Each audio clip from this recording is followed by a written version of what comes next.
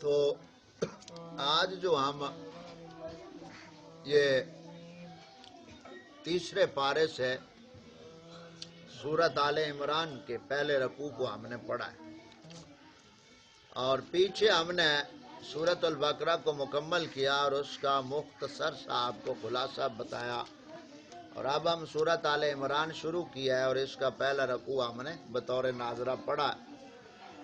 تو سورۃ البقرہ میں بنی اسرائیل کے اوپر اللہ تعالیٰ نے جو انعامات کیے ان کا تذکرہ تھا۔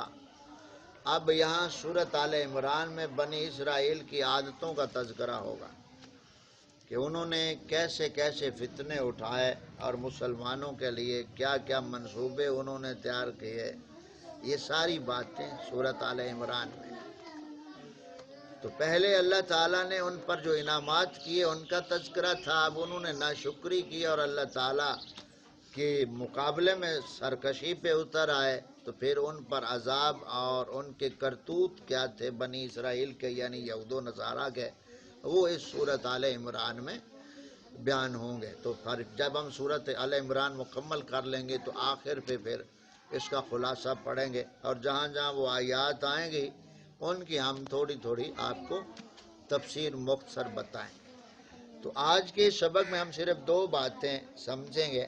پہلی بات یہ کہ مقطعات کے حوالے سے پتہ چل گیا، حروف مقطعات جو ہیں ان کا معنی اللہ تعالیٰ اور اس کا رسول جانتا ہے صلی اللہ علیہ وسلم، اور کوئی نہیں جانتا، یا جن کو اللہ تعالیٰ بتا دے۔ والراسخون فی العلم جو لفظ ہم نے پڑھے ہیں اسی رکوع میں، اس آیت پاک کے تحت مفسرین نے لکھا راسخون فی العلم یعنی جو پختہ علم والے ہیں وہ بھی ان کے معنی جانتے ہیں حروف مقطعات کے، اس آیت پاک کے تحت۔ اور دوسرا یہ کہ اللہ تعالیٰ نے یہاں آیتوں کا ذکر فرمایا کہ کتاب کی کچھ آیتیں محکم ہیں۔ محکم کیا مطلب؟ یعنی ان کا معنی واضح ہے اور ان کا تعلق عقائد و اعمال سے ہے۔ محکم آیات جیسے نماز، روزہ، حج، زکوٰۃ، یہ کیا ہے؟ احکام والی، یہ محکم آیات ہے۔ اور کچھ آیتیں ایسی ہیں جو متشابہات میں ہیں، یعنی ان کا حقیقی معنی اللہ تعالیٰ جانتا ہے، ہم اس پر ایمان رکھتے ہیں، حقیقی مراد اللہ تعالیٰ جانا ہے۔ یہ دوسری قسم ہے متشابہات کی آیات کی۔ اللہ تعالیٰ فرماتا ہے کہ جن کے دل ٹیڑھے ہیں نا، جو ٹیڑھے دلوں والے ہیں، یہ محکم آیتوں کو چھوڑ کر متشابہات آیتوں کے پیچھے پڑتے ہیں اور ان کی طویل اپنی من گھڑت کرتے ہیں، تو وہ ٹیڑھے دل والے ہیں۔ سمجھ آگئی بات؟ زیغن قلوبہم، ان کے دل ٹیڑھے، اور وہ لا یعنی طویلیں اٹھاتے ہیں، یعنی معنی مطلب وہ بیان کرتے ہیں جو اللہ تعالیٰ اور اس کے رسول صلی اللہ علیہ وسلم اور صحابہ پاک نے نہیں بیان کیے، تو وہ ایسے معنی بیان کریں گے، طویلیں ایسی من گھڑت کریں گے اور وہ فتنہ کھڑا کریں گے، ایسے لوگ فتنہ کھڑا کرتے ہیں۔ تو یہ ایک بات۔ دوسری بات یہاں جو اگلی سمجھنے کی، اس میں ایک واقعہ مختصر سمجھ لیں۔ سیدنا فاروق اعظم رضی اللہ تعالیٰ عنہ کے دور مبارک میں ایک شخص تھا، اس کا نام تھا سبیغ۔ کیا نام تھا؟ سبیغ، سواد با یا غین، سبیغ۔ کیا نام تھا؟ سبیغ۔ وہ لوگوں میں نا اکثر بیٹھا ہوتا تو وہ متشابہات جو آتے ہیں نا ان میں باتیں کرتا تھا، متشابہات کے باتیں کر کے لوگوں کو فتنے میں ڈالتا تھا۔ تو سیدنا فاروق اعظم رضی اللہ تعالیٰ عنہ کو جب پتہ چلا، آپ نے فرمایا اس کو لے کر آؤ۔ سبیغ نامی شخص کو جب لایا گیا تو آپ نے فرمایا کہ تم قرآن پاک کی محکم آیات کو چھوڑ کر متشابہات میں لوگوں کو مبتلا کرتے اور فتنہ کھڑا کرنا چاہتے ہو۔ تو سیدنا فاروق اعظم نے ایک لکڑی لی، چھڑی لی، اور اس سبیغ کے سر پہ مارنا شروع کر دیا۔ مارتے مارتے مارتے حتیٰ کہ اس سبیغ کا جو سر تھا نا وہ پھٹ گیا اور گندا خون نکل گیا وہاں سے۔ جب خون سر سے نکلا نا تو کہنے لگا یا امیر المومنین بس کرو، اب دماغ سے گندا خون نکل گیا، میں دوبارہ ایسا نہیں کروں۔ تو جو حاکم اسلام ہوتا ہے اسی طرح وہ بد عقیدگی کہیں پھیلنے کا اسے پتہ چلے تو اس کی فوراً روک تھام کرتا ہے۔ سمجھ آ گئی؟ تو آخری آیت اس پہ جو ہم پڑھیں گے وہ ابھی بہت بغلیں بجاتے ہیں، انک انت الوہاب، انک انت الوہاب، اب وہ کنجر کہیں گے یہ کہ دیکھو وہاب اللہ تعالیٰ کا نام ہے، وہاب اللہ تعالیٰ کا نام ہے، تو ہم وہاب سے وہابی ہیں۔ وہابی کہیں گے وہابی کا معنی اللہ والا، سمجھ نہیں بات، انک انت الوہاب۔ ویسے وہاب کا معنی کیا ہے؟ بڑا دینے والا۔ ہاں ایک ان کا وہ ملا کنجر ہے فیصلہ آباد کا، اس کا نام ہے عبداللہ نثار، اس خبیث کا نام ہے عبداللہ نثار۔ وہ ہن وابی دا ثبوت دیندیا کہندا اگے وابی دا ثبوت میں دینا قرآن چوں، اوئے کہندا وابی دا ثبوت میں دینا قرآن چوں، ایت اے پڑھے گا انک انت الوہاب، کیونکہ وہاب اللہ دا نام، وہاب دے نال یہ لگی تے بن گیا کی وابی۔ یہ ہن وابی ثابت ہون ڈیا قرآن پاک چو، یعنی ایسے کتے دی نیچ ہے انہاں دے ملوڈے بھئی وہ کہن ڈے کہ وہاب دے نال یہ اضافت دی لگی تے کی بن گیا وابی، نال پھر دلیل دے گا کہ فیصلہ آباد دے نال یا اضافت دی لگ گئی تے کی بنیا فیصلہ آبادی۔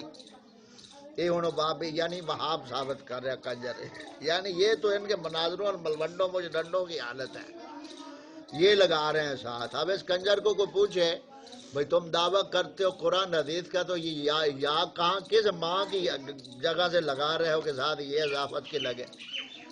تو پھر تو اسی طرح ربوہ جیسے میں نے آپ کو بتایا تو وہاں یہ اضافت کی لگائیں تو ربوی بن جائے گا، کجرا مرزائی بھی کہیں گے ہم بھی قرآن میں، یعنی ایسا وہی طویلیں یعنی جن کے دل ٹیڑھے ہیں وہ مطلب بیان کریں گے جو رب رسول نے بیان ہی نہیں کیا ہے، سمجھ آ گئی؟ تو انک انت الوہاب، اور بھی کئی ہیں کنجر ان کے جو وہ سبٹین شاہ کھڑپینچ ہے کنجر سید کہلواتا اپنے آپ کو، سبٹین شاہ نقوی۔ تو ایک اور دوسرا کنجر ہے ان کا وہ جو مرا تھا ان کا حبیب و ربان یزدانی بروزن شیطانی، بامب میں مرا تھا اذہان ظاہر کے ساتھ، وہ بھی کہتے تھے انک انت الوہاب انک انت الوہاب انک انت الوہاب۔ اچھا وہاب کا معنی کیا ہے؟ بڑا دینے والا، تو وہابی کا معنی کیا ہوا؟ دینے والا، یہ چھوٹا دینے والا ہو گیا، اللہ تعالیٰ بڑا دینے والا ہو گیا۔ تو اب ان کنجروں سے پوچھو تم تو نبی کے دینے کو نہیں مانتے ہو اور خود دینے والے بن گئے ہو کنجروں، سمجھ یہی بات؟ تو بس یہ آج کا مختصر بات تھی اس میں، جو ہم نے یہ پہلا رکوع سورۃ آل عمران کا پڑھا، اس میں سمجھ آ گئی؟ اب کوئی یہ کہے آپ سے اور ان کے ملا یا کوئی بھی ہے وہ آپ کو یہی بات بتائیں گے انک انت الوہاب، ہمارا رب وہاب، ہم وہابی ہیں۔ یہ ایک مناظرے میں ان کا مناظر تھا، وہ کنجر ہے، نام اس کا کتنا اچھا اور عقیدہ کتنا برا، اور کنجر کا اس کا نام ہے عمر صدیق، یہ مناظر ہے وہابیوں کا، کیا نام ہے ان کا؟ اس بدبخت کا نام ہے عمر صدیق، اصل میں ہونا چاہیے کاذب، صدیق تو بہت سچا ہوتا ہے نا۔ اب اس کنجر نے ایک جگہ پہ مناظرہ سن 2006 میں غالباً ہوا، گستاخ کون، اس موضوع پہ مناظرہ ہوا، تو اس میں یہ خنزیر جو اب پھٹ گیا ہے حنیف قریشی برڑ کنجر، یہ اس وقت اس مناظر سنیوں کی طرف سے مناظر تھا، تو اس میں جب لکھا کہ وابی یعنی دعوے میں لکھا جاتا ہے نا فلاں جماعت یا فلاں، وہاں وابی لکھا ہوا تھا، تو اس کو بڑی تکلیف ہوئی، یہ جو عمر قاذب ہے، عمر صدیق جس کا نام ہے، اس کو بڑی تکلیف، اس نے کہا کہ یہ آپ وابی لفظ کاٹ دیں یا پھر آپ اپنے آپ کو بھی لکھیں رضا خانی مرجی جامی وجودی وغیرہ وغیرہ۔ تو وہاں اس کو تکلیف ہوئی لفظ وابی سے، پھر مناظرہ ایک اور ہوا، وہ بھی تھا گستاخ کون، اس کا عنوان، اور اس میں یہ عبد الطوائف تھا بدبخت، جو سنیوں کا مناظر پھٹا ہوا لندن میں وغیرہ، اب مر گیا وہ، جو موبائل پہ وہ ہمارے فون کرتے ہوئے بھاگ گیا، جواب نہ دیا، پھر اس کا بیٹا پھنس گیا، علی اس بیٹے کا نام تھا، اس سے گھنٹہ بات ہوئی، بہرحال وہ ایک لمبی بات۔ اب وہاں کیا کہتا ہے اس نے عبد الطوائف نے کہا کہ آپ اپنے آپ کو یا تو اہل حدیث ہونا ثابت کریں قرآن حدیث سے، یا اپنے آپ کو وابی لکھیں، آپ جو ہیں وہ لکھو، ہم آپ کو اہل حدیث نہیں مانتے، یا قرآن حدیث سے ثبوت دو اور پھر لکھو، یا وہاں بھی لکھو۔ اب وہاں یہ جو عمر صدیق خبیث تھا، اب اس نے کہا کہ نہ وابی ہونے سے کل انکار تھا، نہ وابی ہونے سے اب انکار ہے، انا کا انت الوہاب، ہمارا رب وہاب، ہم وابی ہیں اللہ کے فضل سے۔ یہ کنجر کا انداز، یعنی ان کے درنگی دیکھو، یہ بڑے بڑے مناظر کنجر، ان کی حالت یہ ہے۔ سمجھ آئی بات کی؟ ہاں، عوام کا سبحان اللہ، عوام کا کیا ہے؟ عوام کی تو وہی بات ہے کہ اس کو گالی بھی شور میں نکالو تو یہ کہے گی سبحان اللہ۔ یہ جتنے مقرر کنجر ہیں، دوگلے 2 نمبر، وہ گالی ان کو نکالتے ہیں عوام کو اور پیسے لیتے ہیں، دین کو وہ گالی نکالتے ہیں اور قوم پیسے دیتی ہے۔ رب رسول کو گالی دینے ہیں، یہ تو قوم کا معمول بن چکا ہے مقرروں کا، اور قوم پیسے دیتی ہے۔ قوم کا کیا؟ وہ لطیفہ و بات وہی آ جاتی ہے، بات ختم کرے کہ وہ کسی گاؤں میں کسی ملا کو عید کے پیسے بہت کم ہوئے، اب آخر پہ دعا کا وقت تھا تو ملا نے عید پڑھائی تو دعا مانگ رہا، یا اللہ ان کی روزہ نمازیں قبول فرما، قوم آگے آمین، یا اللہ انہاں دے فضل برکت رحمت فرما، آمین، یا اللہ انہاں میری خدمت بہت تھوڑی کی تھی، انہاں دا بیڑا غرق کر، قوم آگے آمین۔ قوم کا کیا ہے؟ قوم جو ہے عوام کل انام، یعنی عوام تو ایسے جیسے جانور ہے۔